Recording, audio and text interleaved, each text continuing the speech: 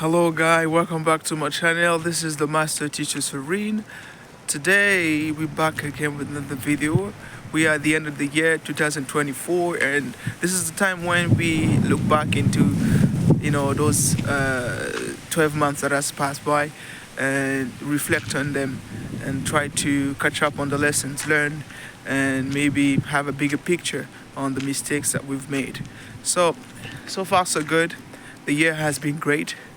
I was working back in Congo in 2023. I was making quite the same amount of money that I'm making now. I mean, the money that I'm able to be left with at the end of the month. I was quite okay, but the thing is, Congo was more like a little bit too local for me. So I'm a global citizen, so I wanted to try something a bit different. So I decided to move to Japan. I moved to Japan in 2024, and by the time I got here, the first mistake I made was to first move here without knowing anybody. I moved here through a job, like teaching job. I got the job already in Congo. I got the visa and everything in Congo. So basically it was sponsored by the company. So I came in to start work the next day. By the time I got here, knowing nobody was a problem because whenever I got questions, I had to rely on the company 100% and people that I could find around me, and it was quite tough because I got into more troubles just because I didn't have any support system in place. The second thing was the language. At some point, I couldn't do anything on my own. I didn't know that here in Japan, if you don't speak English, if you don't speak Japanese, you will be getting into trouble. Sorry for the wind. Yeah, you'll be getting into trouble. And it was kind of, I had an option, Vietnam or Japan, but I chose Japan because the internet gives you a lot of things.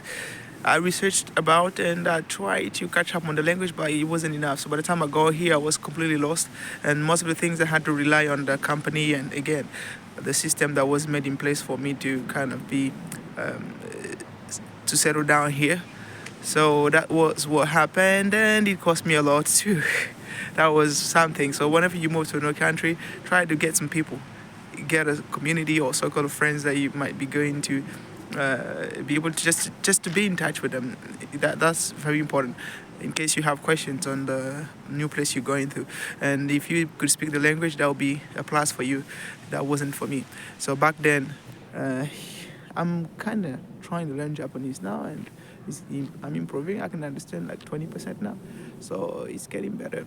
And the third thing that I think was a mistake is the system. So back then, you see, I didn't have any friend. I didn't know the language, and the only kind of support system I had was the company. And by the time I got here, I went to stay at the hotel the first time because I was supposed to arrive here. I think it was on the day the company set up some sort of accommodation for me from the hotel for the training part. It was supposed to start on I think the 18th or the 17th of April 2024, but I got here a little bit earlier, so I had to pay the hotel by myself, and Tokyo is expensive. So I was there by myself paying on my own, and then the company came in. Now I had 1 week the company paid. We were having the trainings. After the training, so they suggested me that they would help me to get an apartment. So I said okay because I had no clue about whatever happened here for apartments. The kind of apartment that they got me is an apartment Leo Palace kind of thing. So the apartment actually asks you to pay. I don't know if it's because the company had a link with the apartment. So I wouldn't mention the company's name for security purposes. But then the company will link you up with the apartment, and they kind of have a business with them. So basically, those apartments require you to pay key money. Key money was about 250,000 for me. That is in CFA.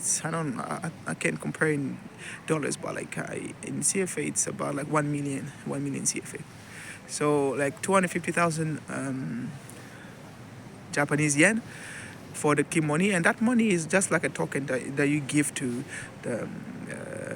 the owner or the company that you're dealing with, for them to actually to just see that, oh, actually you say hi to them and you're like, oh, I want to rent your apartment, so take this money for you for free, just take it and enjoy your life. So it was like a token for them.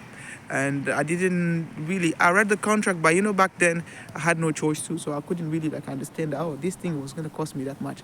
So by the time I get to realize that actually this 250,000 was a lot of money just to give it them for free, and they wouldn't even use that maybe for your first month pay, like first month rent bills and all that. So like it was like they just took it for free just like that. Not only that, the house rent was but it was just like a single room kind of thingy, like a studio. I was paying about 70,000 a month, just like basic pay, and I also had to pay electricity and all that. So at the end of the day, the first month I felt like, oh, maybe it's because it's the start, so it's gonna be complicated. But then I noticed that actually this was the lifestyle now.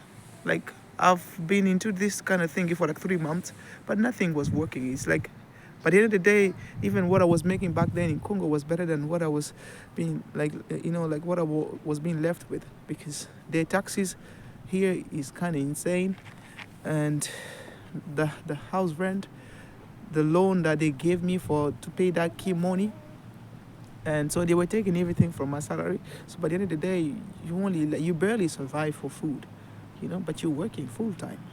I was like, no, this is not what I want to sign for. So the thing is, I had to catch up on that. I decided not to either get more jobs to get more money, which I did. I got 2 more jobs on top of that full-time job. But still, I was feeling the same problem. Still, because you have a lot of debt. And, so by the time I reached like the 4th month, 5th month, I was having like 3 jobs, and I began to feel a bit better. So I decided to leave that house, because I also asked around, and my friends told me that, oh, you know what, like some people that I met, because I'm very outgoing, I was going to the club, going to chill every time I get done. So because here it's difficult to meet people, so you gotta go out and look for friends. So I've asked a couple of friends and how much they're paying for the rent. I've seen some paying like 40,000 and they have like 2 bedrooms. Some pay 50, they have 2 bedrooms, and the apartment is kind of immense compared to what I had. And and the thing is, I had to walk like 20 minutes before I get to the subway. Like, so by the time you wake up in the morning, you're already exhausted by the time you get to work, so it was kind of complicated at some point. So I decided to just cancel the contract. So when I canceled the contract, they also made a system in a way that I would pay them back by the time I leave.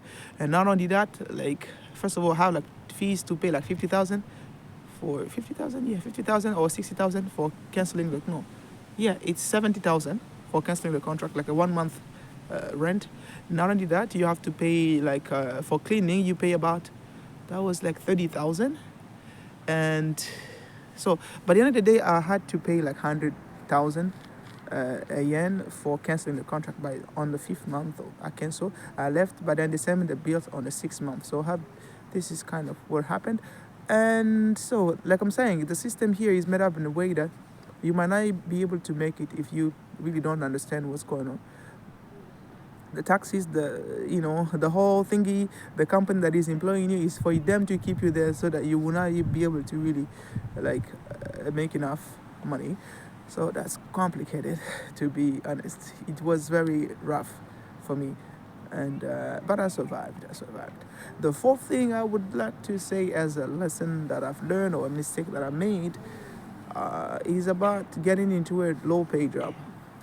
I'm into teaching English in Japan. Japan doesn't pay that much. Honestly, it doesn't pay that much. But because I was also teaching English in China and teaching English in Congo, still I feel like I'm not moving ahead. China was way better than compared to what I'm having now.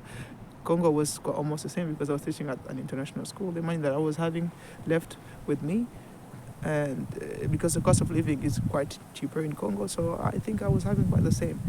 But then, like I said, I was too global for Congo, so I had to go. Yeah. So yeah, that's the thing.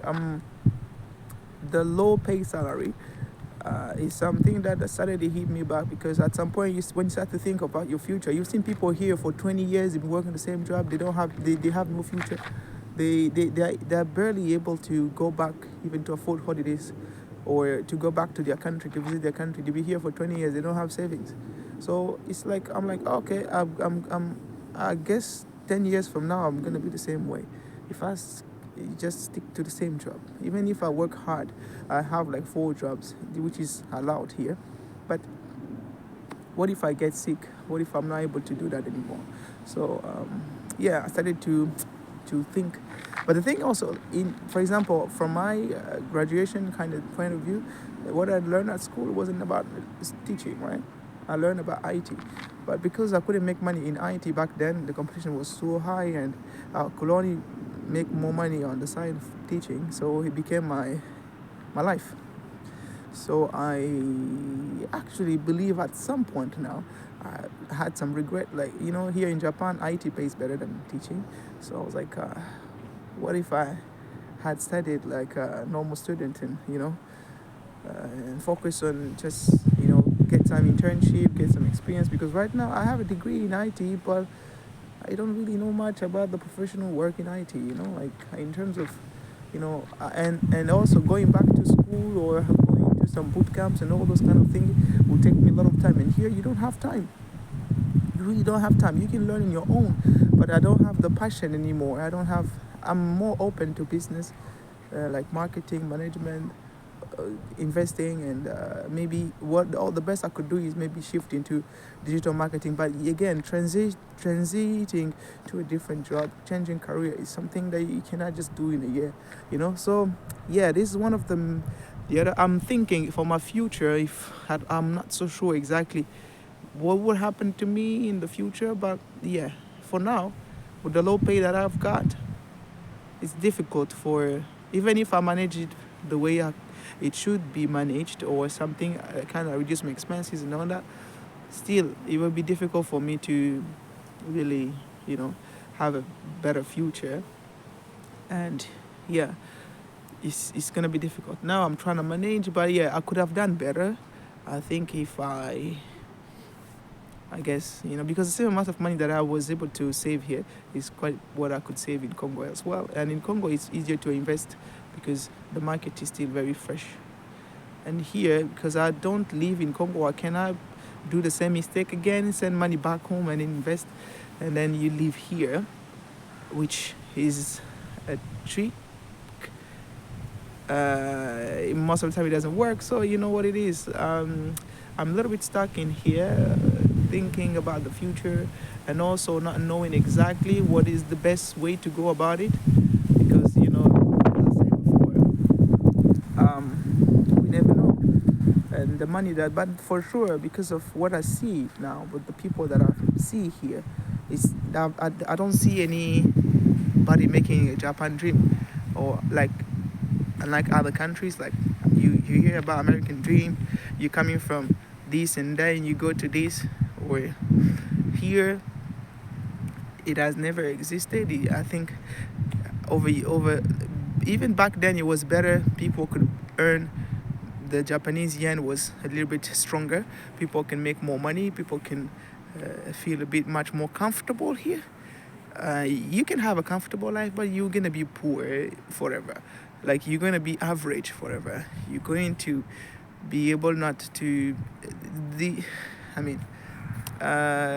in terms of future thingy, it's difficult to project yourself here. But in terms of safety, yes, if you want to have children and all that thingy, might be like, maybe it's better in America, because at least your children might not be going into drugs and all that. But the money, the career, there is no really future here. But yeah, that was it for today. Thanks again for watching my video. Please subscribe to the channel and support for it's a new channel, and we're trying to make a side hustle as well. So support. Maybe YouTube can be another source of income for me, and then I'll be able to stay in Japan for a couple of time, for years. Yeah, because the problem is the money now. All right, thank you so much for watching. It was the Master Serene. Goodbye, good night, good evening, and good morning, wherever you're watching from.